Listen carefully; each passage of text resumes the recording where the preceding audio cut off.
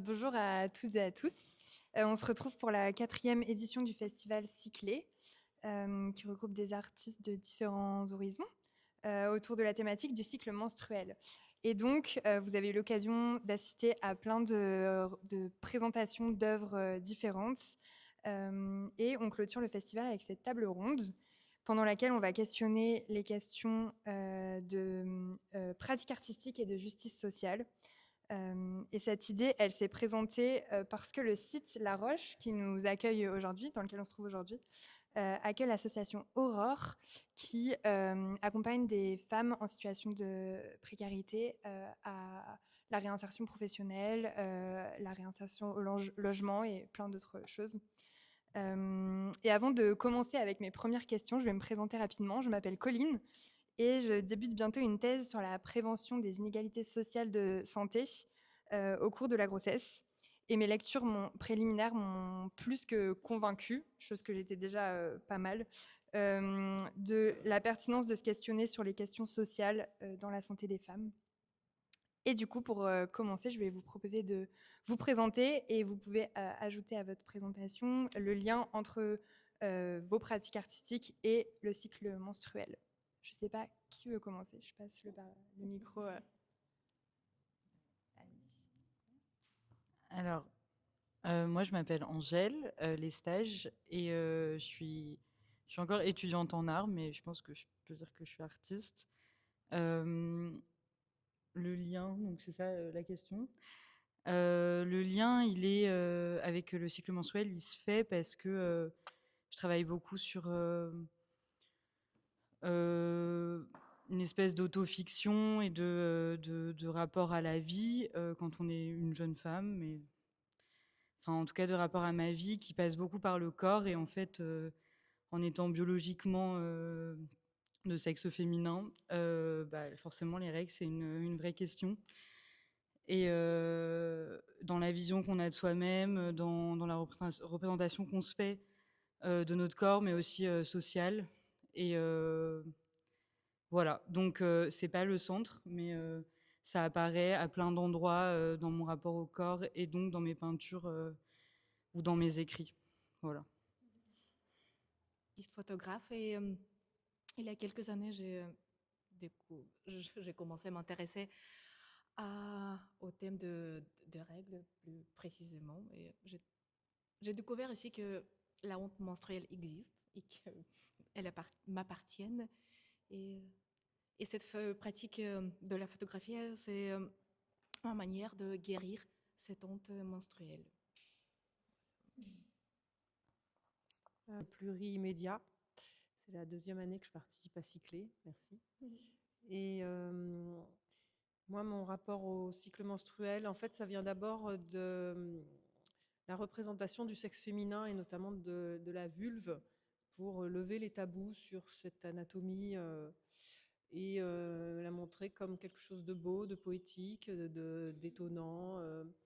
Et pour que les femmes, et je m'inclus dedans, et les personnes qui ont un sexe féminin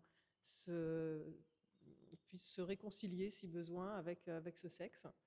Et naturellement, il en découle un lien aux règles et au fait que ce soit aussi quelque chose de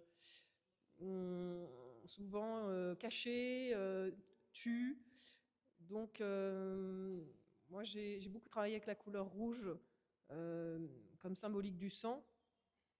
Et ce qui m'intéresse, c'est de glisser sur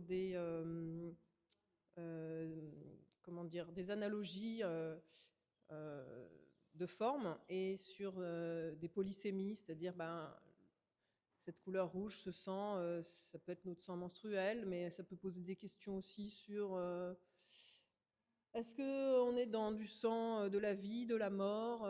Est-ce que c'est aussi lié à notre généalogie, le sang qu'on a hérité de notre lignée? Est-ce que ça a un lien avec le crime?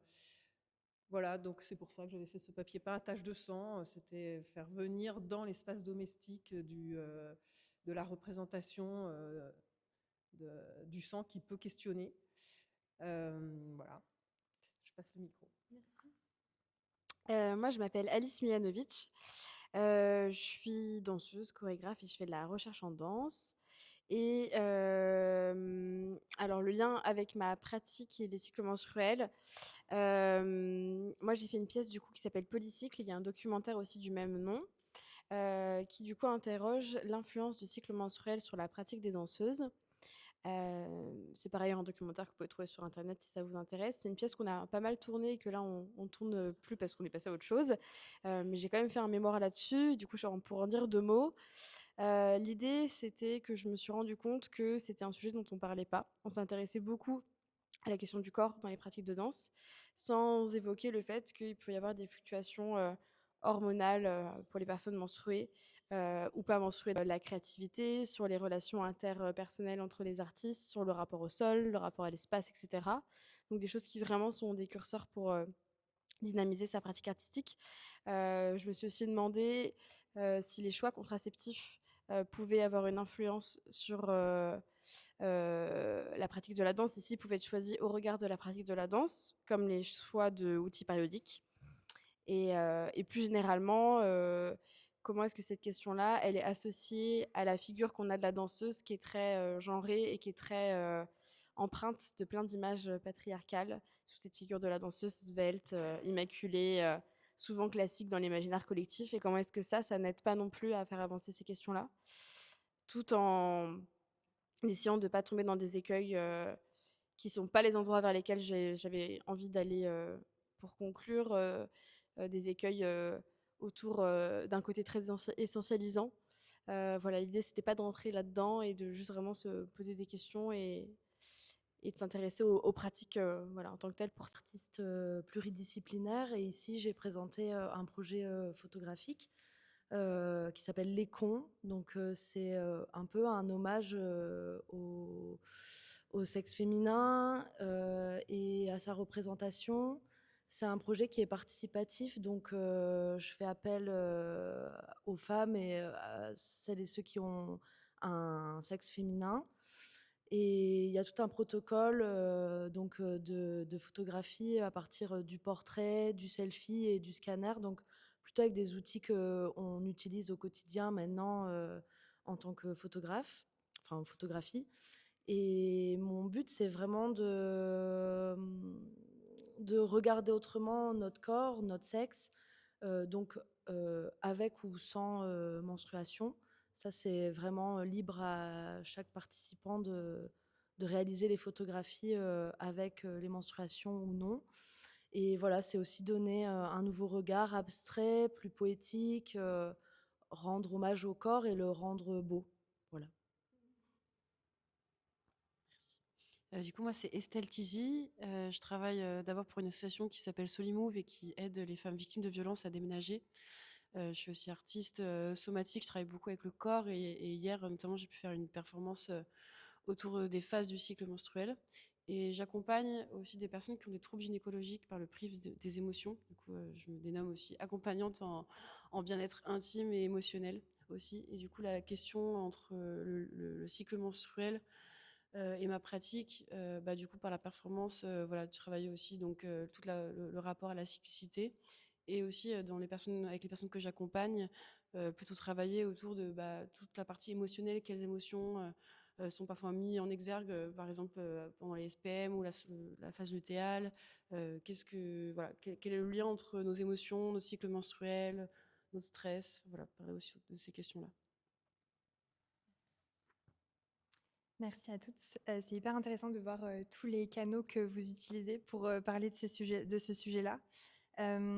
Et tu as un peu commencé à l'aborder, mais je vais vous poser une question qui rejoint aussi le thème. Est-ce qu'on peut lire, et si oui, comment, dans vos pratiques, une manière de lutter pour la justice sociale ? Ben oui, clairement. Enfin, en tout cas, dans ma pratique, je considère ce projet comme politique parce que il est arrivé au départ par mes propres photographies et c'était surtout bon là c'est plutôt pour répondre aux dick pics que j'ai pu recevoir parce qu'avant j'avais une pratique du dessin érotique et anonyme et en fait je recevais à fond des dick pics. Et du coup, je me suis dit que c'était quand même assez intéressant la facilité avec laquelle les hommes ont, parce que j'ai reçu que des dick pics, enfin des sexes d'hommes. Et du coup, je me suis dit, mince, c'est quand même un truc de fou. Et donc, j'avais envie de questionner ça et de se réapproprier notre corps aussi et notre représentation dans la société. Ce que j'aime bien mettre en avant aussi, c'est les dessins qu'on peut faire quand on est plus petit. Dans les toilettes ou des trucs, on va des fois faire des zizi, hop, voilà, c'est le plus facile à faire. Et on faisait pas des clitos ou des vulves. Voilà, et puis après, toute la question MeToo, le projet, il a démarré en 2019, donc il y a eu aussi, quand MeToo a démarré, où moi, j'ai eu un peu un électrochoc, et du coup, je me suis dit, allez, faut y aller, et il faut faire participer les autres aussi, et qu'on puisse reprendre possession de notre représentation. Je te le donne. Ouais, merci. Euh, Moi, c'est plus dans mon accompagnement avec les personnes que j'accompagne. Je dirais que aussi travailler avec le corps et le cycle menstruel et nos émotions, c'est hyper politique et ça permet, surtout quand on a une perspective et une thérapie qui est féministe et qui s'ancre dans les dynamiques actuelles, je trouve ça hyper empouvoirant et ça nous permet en fait de pas juste rester coincés avec nos émotions, mais aussi que notamment la colère, la joie, c'est des émotions qui nous permettent d'aller à l'extérieur et aussi de lutter pour un monde meilleur et notamment pour lutter pour la justice sociale et du coup de faire quelque chose de ces émotions et notamment les émotions qu'on peut garder ou qu'on peut avoir en nous pendant le SPM par exemple, de qu'est-ce qu'on fait de cette émotion et que dans la société on a surtout les personnes sexisées, les personnes racisées, il y a aussi on veut étouffer nos émotions et étouffer ce que nos corps veut dire, qu'est-ce qui déborde en nous et du coup de pouvoir en parler, d'accompagner les personnes à sortir ces émotions-là. Pour moi, c'est hyper politique et ça permet qu'on puisse se saisir de ça et aussi à travers la performance de parler. En tout cas, mon axe, c'est le corps. Et contrairement aussi à des thérapies, j'ai des amis des fois qui me disent ah oui, quand on intellectualise beaucoup, en fait, souvent j'accompagne des personnes qui ont beaucoup intellectualisé leur chemin et que quand on parle de corps, déjà ça va plus vite parce que du coup directement on a les réponses et aussi ça nous permet d'aller mieux, de se connecter aux autres, de se co-réguler ensemble et aussi de créer des liens de sororité et de pouvoir lutter ensemble, quoi.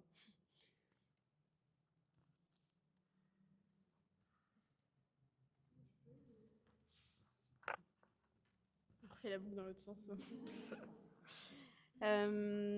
Ouais, moi, le lien que je vois, en tout cas là, avec ce travail que je fais autour des cycles menstruels en tant que danseuse et des questions de justice sociale, il est quand même assez situé dans du coup le monde du spectacle vivant et des pratiques de danse.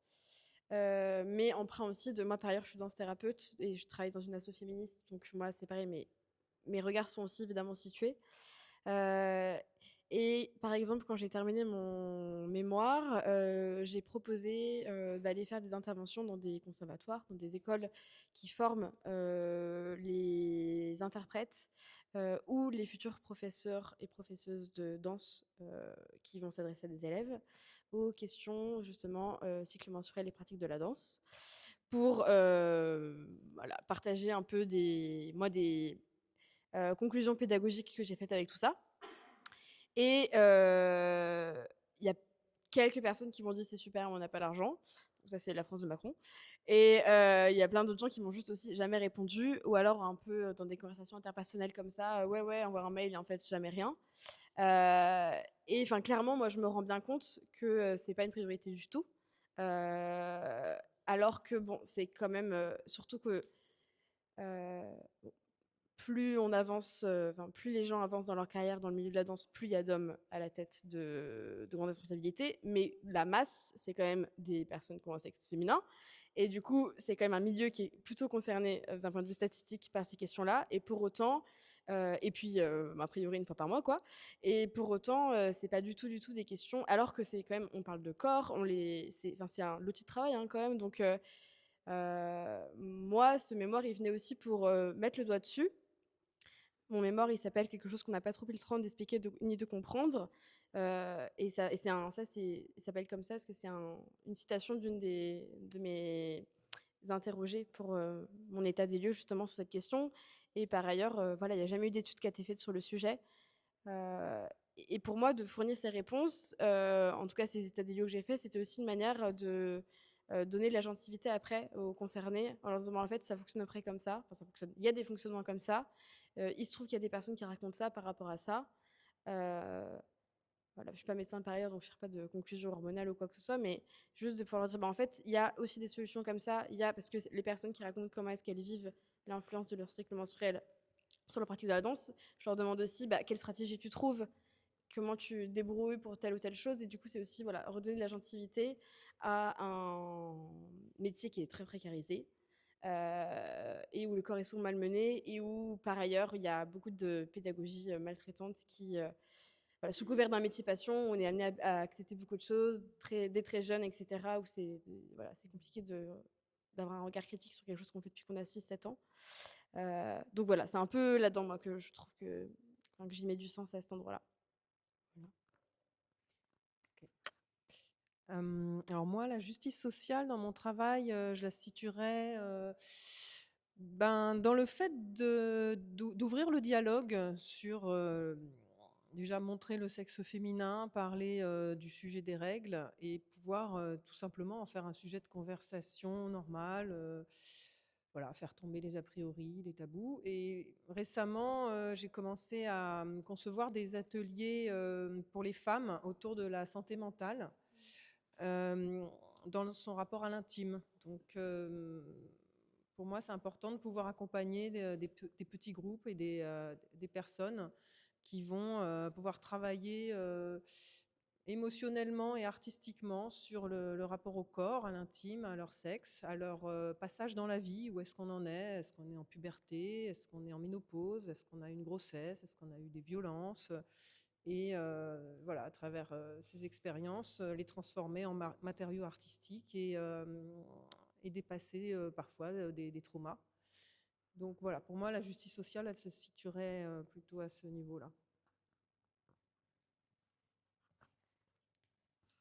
En fait, je voulais juste rajouter que, enfin, je pensais à ça quand tu parlais, que je trouve ça assez fou parce que on est toutes des artistes, on travaille sur les règles, sur le corps, et malgré ça, j'ai l'impression on est je sais pas, on est dans un milieu où j'ai l'impression que quand même on tente de maîtriser un peu le sujet, et malgré ça, il y a tellement de lacunes, et il y a tellement, enfin, tout à l'heure, Estelle nous a fait un atelier et on a encore appris tellement de choses, alors que moi, j'ai un trouble hormonal, j'ai le syndrome des ovaires polykystiques, et je me suis déjà énormément renseignée sur le sujet, que ça soit en médecine naturelle, naturopathie, avec mes amis, justement ce que ça traduit aussi dans notre état émotionnel, dans notre physique, enfin notre état de fatigue, plutôt de rapport au mouvement, et etc.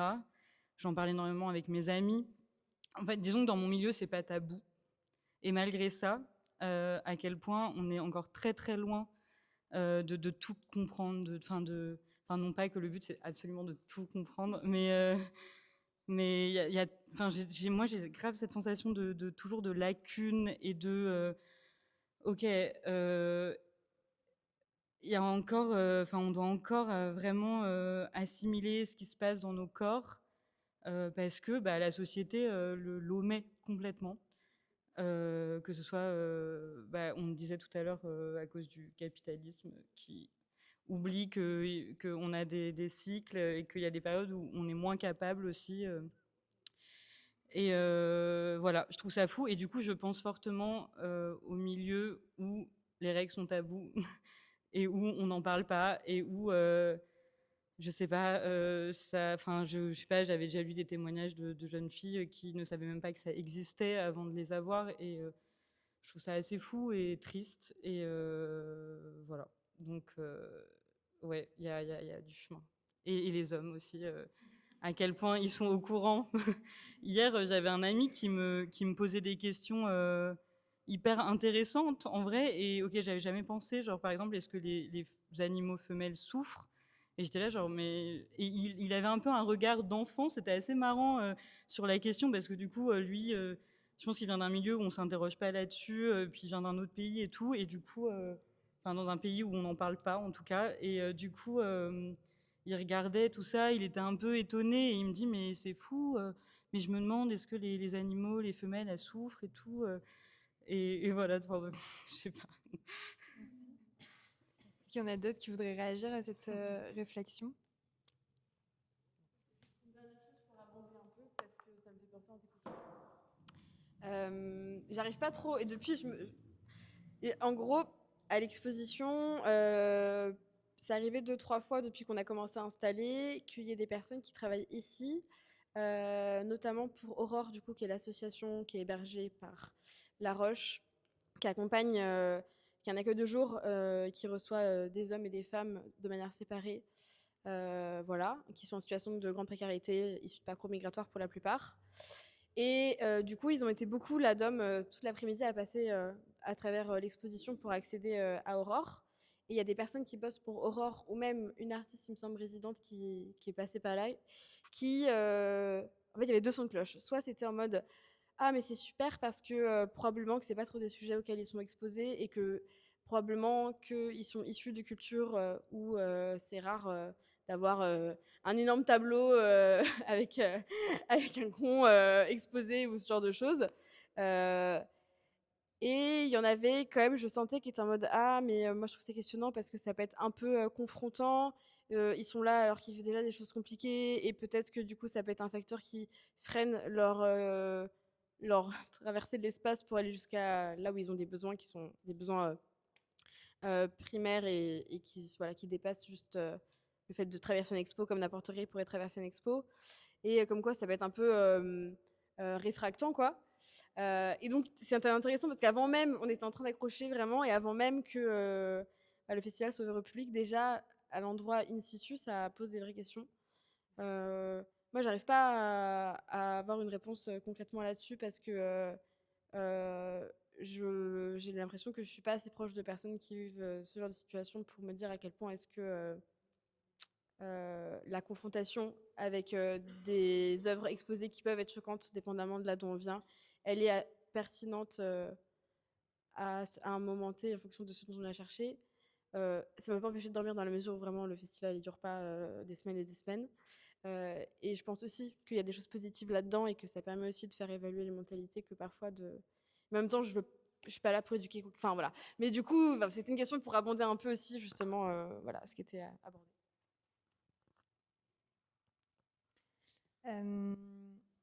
Du coup, on a un peu évoqué le fait que rien que aborder le sujet, c'était déjà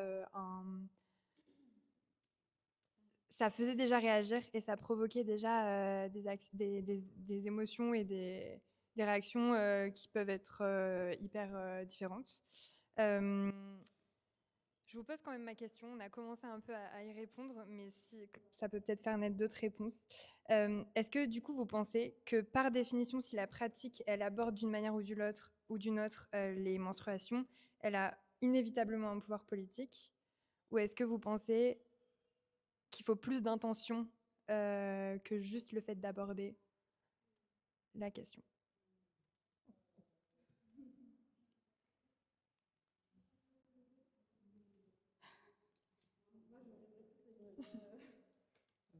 En 2 secondes. Comme ça, peut-être, ça va faire... moi, je pense que l'art est politique, en fait, dans tous les cas, que à peu près tout est politique, que où tu vas faire tes courses, c'est politique, que comment tu t'habilles, c'est politique, que ce que tu racontes, c'est politique. Et du coup, pour moi, l'art, c'est politique. Et du coup, à partir de ce moment-là, on n'a pas besoin d'avoir des intentions tout à fait explicites. Et puis, en fait, c'est une question de lecture aussi des personnes qui sont exposées à ce qu'on propose. Même si on est très explicite dans ce qu'on partage, on ne maîtrise pas la réception de ce qu'on partage. Et c'est ce dialogue-là qui, à mon sens, moi, fait quand même pratique artistique, enfin, qui fait art. C'est du moment où il y a la correspondance, quoi. Donc, du coup, pour moi, il y a une importance politique à cet endroit-là. Après, elle est plus ou moins adaptée au public qu'on vise, elle est plus ou moins pertinente dépendamment de contexte géopolitique, elle est plus ou moins dérangeante ou quoi, mais en tout cas, pour moi, oui, inévitablement. J'espère que j'ai décoincé la conversation en disant ça. Je me posais juste la question de ça veut dire quoi mettre plus d'intention? Parce que du coup, évidemment, on l'a déjà dit, mais l'aspect tabou fait en sorte que tout ce qui est tabou, enfin, du coup, ça fait un peu des zones de flou et des zones d'ombre et ça nous empêche de se saisir de ça et d'agir dessus. Et du coup, c'est trop chouette de l'aborder dans l'espace public et d'autant plus, enfin, nos espaces, enfin, ce qu'on considère comme intime, finalement, genre, c'est aussi politique et du coup, c'est aussi visibiliser ça et ouais, pouvoir réfléchir dessus. Mais du coup, c'était plus l'aspect mettre plus d'intention. Qu'est-ce que ça veut dire exactement? Je pense que quand j'ai réfléchi à la question, je le voyais plus dans un mettre une intention plus ciblée sur je veux aborder cette question pour ça ou de cette manière-là pour que ça serve à telle chose ou telle population ou telle. Peut-être que je l'ai pensé comme ça. Je sais pas oui, vas-y. Je trouve que c'est une question compliquée parce que, évidemment, on a des bonnes intentions, mais concrètement ou matériellement, ce qu'on fait atteint rarement toutes les couches sociales ou toute personne. Finalement, peut-être ceux qui auraient le plus besoin de se positionner sur ces questions-là seront peut-être pas les plus à même d'être confrontés à ce qu'on fait, que ce soit les hommes là ou les personnes en situation de précarité et qui justement peut-être sont dans des situations où elles ne peuvent pas se poser ces questions-là parce qu'elles n'ont pas l'éducation, enfin on ne leur offre pas l'éducation nécessaire. Donc, si c'était ça que tu voulais dire, je sais pas. Moi, je pense que malheureusement, c'est utopique et c'est toujours bien de laisser une porte ouverte. Mais concrètement, le mieux, ce serait d'aller carrément sur le terrain et comme fait l'association Aurore ou autre. Je pense qu'en effet, l'art est politique, mais je sais pas, peut-être je suis un peu... Pour moi, c'est pas suffisant. Okay. Voilà. Ouais, je précise juste quelque chose. Dans ma question, il n'y avait aucune volonté de gradation de s'il y a plus d'intentionnalité, c'est mieux ou s'il y a moins. Enfin, je pense qu'au contraire, dans ce que je crois que c'est toi qui as commencé à aborder le fait que rien que d'en parler, déjà, ça participait à la lutte, enfin à la justice sociale parce que ça pouvait lever des tabous, ça a créé un dialogue autour. Il n'y avait pas d'idée de gradation dans ma question. Je perds un peu le fil dans moi-même dans ma tête. Comment dire?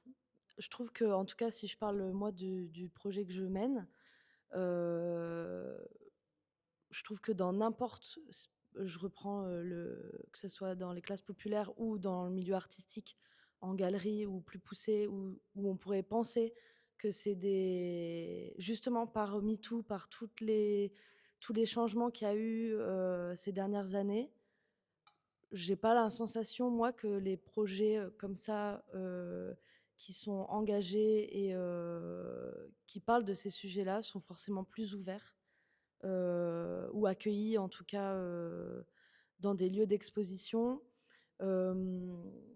Quand moi je l'ai commencé, j'ai pas voulu être brute dans la manière de représenter les cons, justement pour faire un peu le cheval de Troie et en essayant de rentrer de manière douce pour parler d'un sujet qui est quand même important. Et autant j'ai pu exposer. Donc moi je viens de Roubaix, donc qui est quand même une ville très populaire. Et j'ai exposé dans une galerie à Roubaix en plein milieu d'une avenue très passante. Et j'ai pas eu enfin, on pourrait croire qu'il y ait du choc et pas du tout. Enfin, il n'y a pas eu de truc de fou, quoi. En fait, c'était juste là, quoi.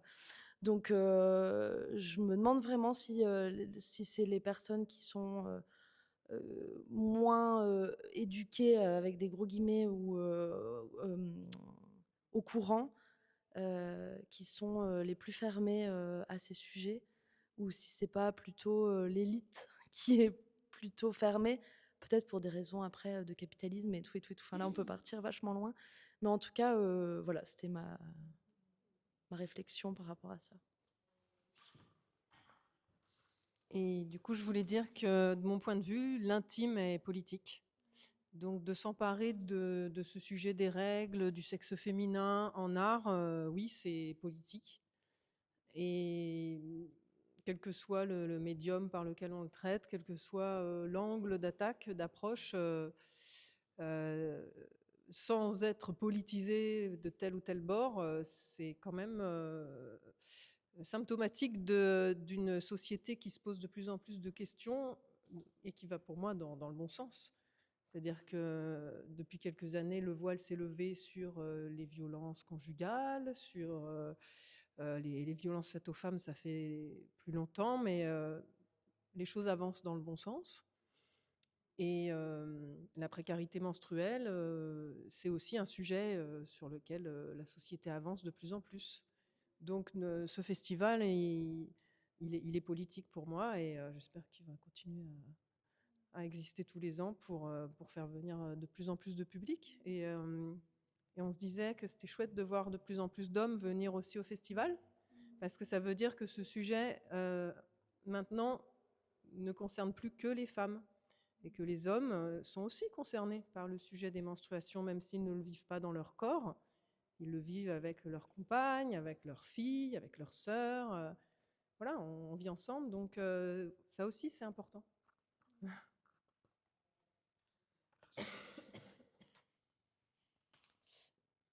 Merci. J'ai mes 2 dernières questions que je vais regrouper en une, comme ça vous laisse plus de possibilités de réponse. Et vous pourrez aussi répondre si vous voulez dans l'auditoire. Pourquoi est-ce que l'art et ou le cycle menstruel est un sujet ou un canal pertinent pour faire avancer la justice sociale? Ouais. Je vais les poser en 2 fois, ce sera plus simple. Pourquoi est-ce que l'art est un canal pertinent pour faire avancer la justice sociale? Pourquoi est-ce que le cycle menstruel est un sujet pertinent à aborder pour faire avancer la justice sociale? Du coup, j'ai pas trop eu le temps de réfléchir, mais il y a un truc qui me vient comme ça, sur le rapport, par exemple, à la fiction. Et encore une fois, il faut y avoir accès, mais moi j'ai l'impression que tous les sujets politiques qui m'ont touchée, ou non, ma manière d'aborder le monde a été beaucoup fait à travers le cinéma, les romans, et du coup de la fiction ou de l'autofiction, et que parfois c'est plus facile pour certaines sensibilités d'aborder des problématiques politiques par le biais de l'art, parce que il y a quelque chose d'émotionnel et il y a quelque chose de beaucoup plus digeste peut-être, ou en tout cas c'est une bonne porte d'entrée. Après, il faut évidemment se renseigner et tout si ça nous intéresse, mais il y a quelque chose d'immédiat et enfin c'est, je sais pas, enfin je trouve que pour les règles c'est pareil, il y a un côté esthétisant qui permet peut-être de mieux faire passer la pilule. On m'a souvent demandé pourquoi je peignais et je prenais pas juste des photos, parce que je peins d'après photo. Parce que la peinture, c'est un filtre aussi. Enfin, je me vois pas montrer ma culotte. Je pourrais, hein. Enfin, il y a des artistes qui pourraient le faire et je trouve ça super, mais je pourrais montrer ma culotte tachée ou prendre une photo de mon corps plein de sang. Mais je trouve que la peinture permet aussi, de par la forme, de divulguer l'idée sans, justement, tu parlais de brusquer, sans trop brusquer. Et moi, j'ai pas envie de parler seulement, malgré ce que j'ai dit tout à l'heure, j'ai pas seulement envie de parler dans l'idéal à un public d'artistes ou de personnes qui s'intéressent vraiment à l'art et qui du coup est hyper au courant, mais j'ai envie aussi de parler à... Enfin, j'ai envie de perturber un peu mon père, même si je l'adore. J'ai envie de perturber mon copain, enfin, je sais pas, mais mes amis hommes qui ont d'autres milieux sociaux, enfin d'autres milieux qui sont dans d'autres cercles sociaux. Et je sais pas s'il y a quelqu'un qui se perd ici je sais pas, enfin, j'ai envie en tout cas de laisser la porte ouverte, même si je pense que c'est un peu utopique. j'ai envie que ça existe. Voilà, je sais pas si j'ai répondu, mais Moi, je pense que dans cette double question, il peut y avoir plein de doubles réponses. Moi, ce qui me vient spontanément, c'est qu'à la fois, je pense que pour les artistes, déjà, dans le fait de faire de l'art, il y a une manière de pouvoir un peu symboliser, digérer un rapport au monde, des questions qui restent sans réponse, ou des souffrances, ou des états d'âme, ou mille choses, enfin mille vécus. Et déjà, ça, c'est une manière en soi. Euh, et je sais pas du tout, pour moi, il y a l'art et l'art-thérapie, c'est des choses qui sont vraiment différentes parce que ça répond pas aux mêmes besoins, ça n'a pas du tout les mêmes ancrages sociopolitiques et historiques. Il peut y avoir des choses qui soient thérapeutiques, mais faire de la thérapie, pour moi, c'est vraiment bien différent. Pour le coup, je, je sais, enfin voilà, en étant dans ce thérapeute, je fais vraiment la différence. Cependant, voilà, je pense que c'est quand même une manière de se réapproprier, de voilà, repolitiser son rapport au monde et de proposer aussi aux autres, justement, ces lunettes. Et donc ça, c'est une chose. Et après, en tant que personne qui reçoivent, encore une fois, c'est une histoire de lecture, je pense. Mais ce qui est super, c'est que c'est quand même, enfin, les pratiques artistiques, c'est l'un des rares endroits où on laisse l'opportunité aux personnes de lire plein de choses différentes à partir du même objet, que ce soit un objet vivant ou plastique. Euh, et, et pour moi, c'est une manière déjà de lutter là-dedans, en étant soit à l'origine de production de choses, soit en étant consommateur, consommatrice d'art, de mille manières différentes. C'est une manière de lutter parce que c'est aller consommer ça et pas autre chose. C'est passer du temps et faire vivre des industries ou des lieux à ces endroits-là qui sont du coup, quand on est à quelque part, on n'est pas ailleurs, quoi. Donner la visibilité à ces endroits-là. Et pour moi, c'est une manière de lutter. Et je pense que l'art peut être mal utilisé, peut être récupéré, et que voilà, pour moi, production artistique ne veut pas forcément dire justice sociale et idée de gauche, parce que y a plein d'exemples qui montrent qu'il y a plein de gens qui font n'importe quoi. Mais, mais en tout cas, ça peut, et c'est un vecteur, et c'est un moyen de lutte auquel je pense qu'on peut s'accrocher. Moi, il y a plein de fois où je me suis dit, où je me suis dit, mais en fait, je danse pour moi. Quand j'étais dans mes années d'école de danse, je danse pour moi devant mon miroir avec mes potes à qui on appartient au même cercle. Et vraiment, c'est ça ma vie, quoi. Je vais vraiment pas changer. J'avais pas pour ambition de changer la face du monde, mais j'étais vraiment dans un truc en mode, je suis en train vraiment de devenir zinzin avec ça. Et c'est aussi pour ça que je suis allée vers la danse-thérapie, parce que j'avais besoin de reconnecter avec des vrais gens, et parce que j'avais aussi conscience que malgré ce que je pouvais projeter, de pouvoir éventuellement jouer après avec ma compagnie de danse à différents endroits, les gens qui vont voir des spectacles de danse, c'est aussi des gens qui ont du temps pour dire ces gens-là, qui sont aussi passés du temps à pas travailler. Voilà, c'est ce que tu disais aussi. Et moi, j'avais conscience que voilà, c'était quand même souvent un public un peu d'une certaine couche sociale, et que j'avais envie d'être proche d'autres gens et de faire ça autrement. Et donc moi, j'ai trouvé des réponses dans le fait d'être à la fois artiste et à la fois danse-thérapeute. Mais enfin voilà, je pense qu'il y a plein de manières de bricoler, mais que ça peut, voilà, tout ça pour dire que factuellement, ça change pas, ça arrête pas les guerres, ça arrête pas les fous du bus à la tête de différents pays, tout ça. Mais en tout cas, et de manière plus microscopique, ça arrête pas plein d'agressions et plein de discriminations et plein de choses horribles. Mais en tout cas, ça permet de lutter. Et voilà, c'est des espaces qui sont investis, et donc qu'on laisse pas à d'autres ailleurs, quoi.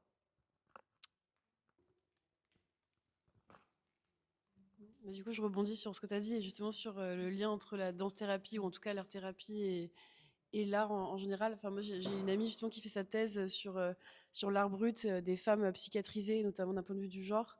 Et en fait, là, c'est devenu de l'art parce que c'est sorti au monde, mais en soi, à la base, c'était juste potentiellement de l'art-thérapie.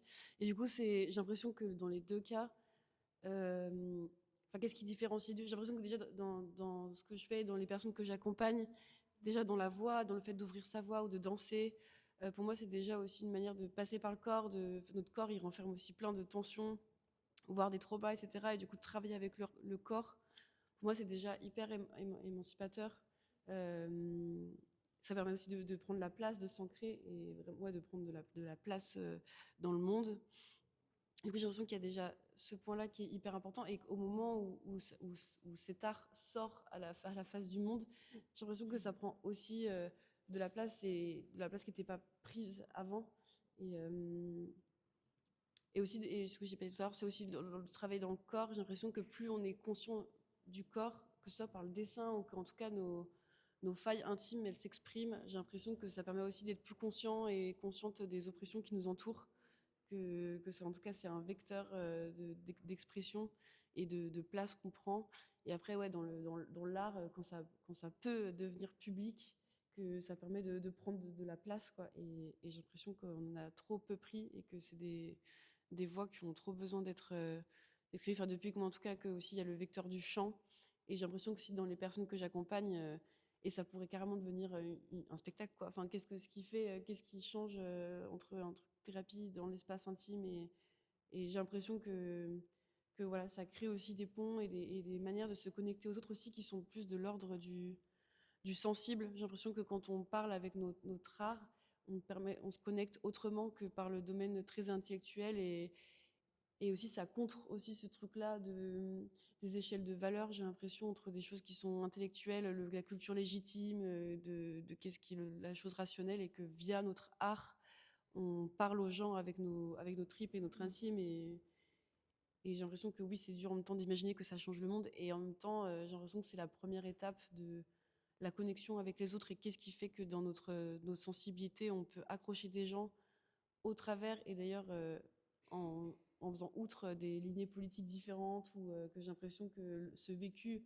aussi en tant que personne socialisée femme avec d'autres sensibilités que ça crée du pouvoir et rien que ça que j'ai l'impression que même dans ce que je fais dans la gynéco, les cycles menstruels, enfin les premiers cercles de parole aux États-Unis qui parlaient dans les ateliers de self-help par exemple, des premières personnes qui ont commencé à se dire ah mais en fait dans le pouvoir médical qui a été en plus pris, enfin les hommes ont pris ça sur des guérisseuses et du savoir qu'on avait depuis des millénaires, genre qu'il y a plein de choses qu'on ne sait pas.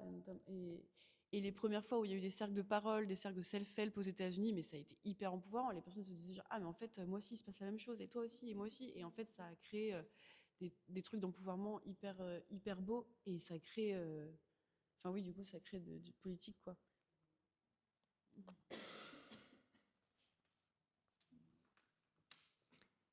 Est-ce que d'autres veulent réagir Pour dire que effectivement le canal artistique, je pense, peut permettre de rassembler un public plus vaste que peut-être un simple canal informatif, reportage, documentaire, médical. Et le fait de passer par l'art aussi, on va convoquer de l'imaginaire, de la poésie, de la fiction, comme tu disais, et ça va venir toucher des zones chez nous. Qui sont peut-être inconscientes, qui sont pas forcément que dans le rationnel. Et pour moi, voilà, ça c'est un canal qui marche très bien en fait pour toucher des sujets sensibles.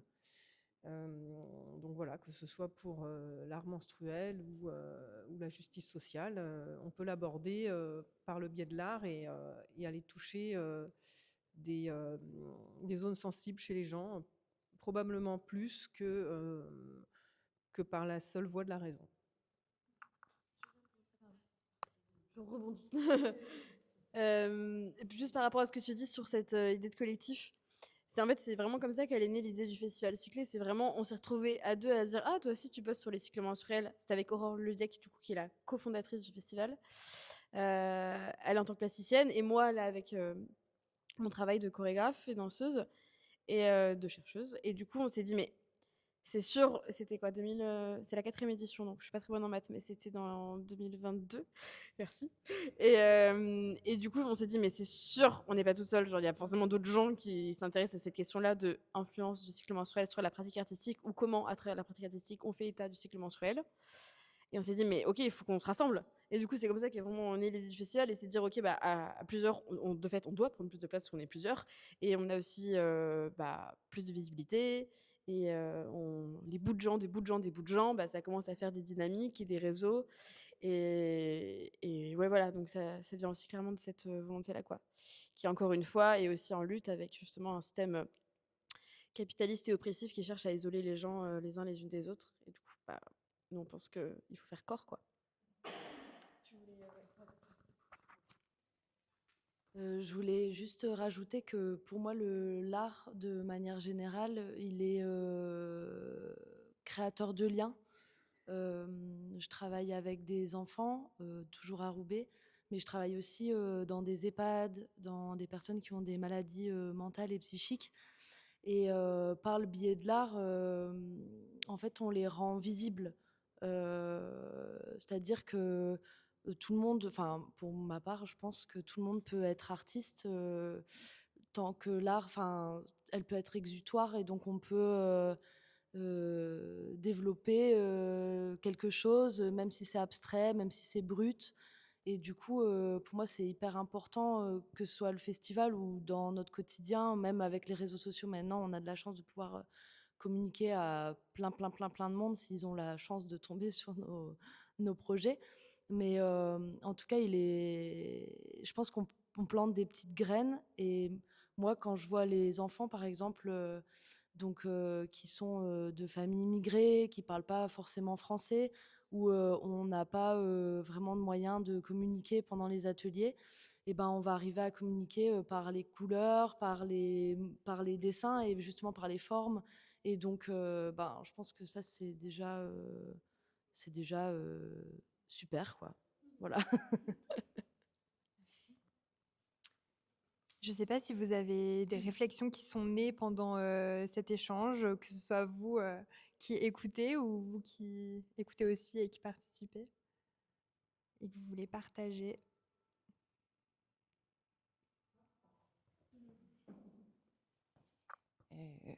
Donc, je m'appelle Karine et j'expose ici. Et je suis plutôt comédienne, en fait. Et du coup, il n'était pas vraiment prévu dans ma vie que j'expose photos, que j'expose aussi des textes, etc.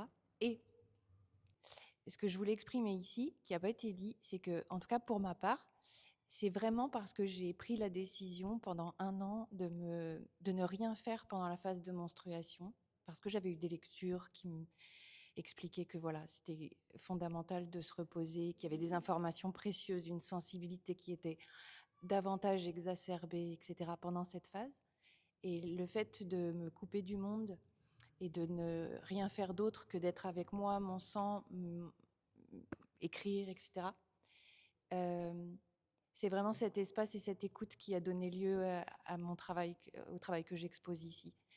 Sans ça, ça serait pas né. Ce que je veux, du coup, ce que j'en déduis, c'est qu'on est tous bien plus créatives qu'on ne le pense et qu'on peut retoucher du doigt aussi ça vraiment en créant un espace à ces petites morts.